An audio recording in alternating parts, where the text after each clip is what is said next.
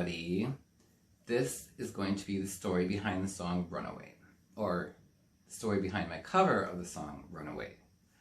Runaway by Shannon is my favorite song of the 60s. I think it's genius. I love everything about it.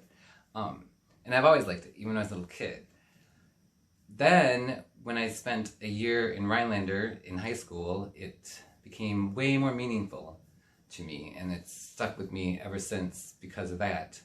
So what happened is every year I would spend the summer with my grandma in Rhinelander, and then one year before the summer before my sophomore year, I said, I'm not going home, I'm not going back, because they're mean to me and everybody hates me, and I know that if I stay here and click with the right click, everyone's going to see that I'm wonderful, just like I think I am.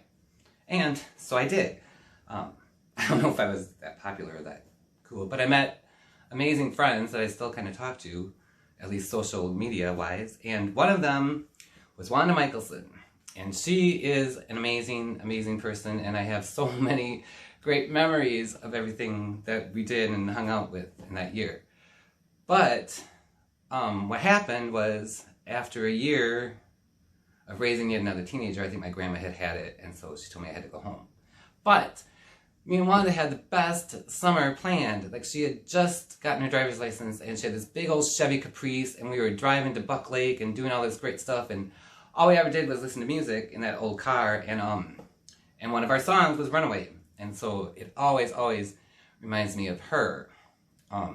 And then when I made the cover, I kind of put myself as the runaway in the song because I was the one that was forced to leave. So every time I hear that song, it reminds me of Wanda.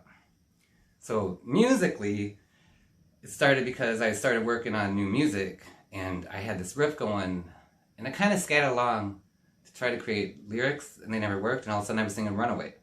And so then I'm like, oh, this is really cool. And then I thought the way my sound was kind of in between the original, and Bonnie Raitt had done this slow down blues version in the 70s. So I think mine was somewhere in the middle of that. And then one of the best parts of the original Runaway is that organ solo, but I didn't have an organ.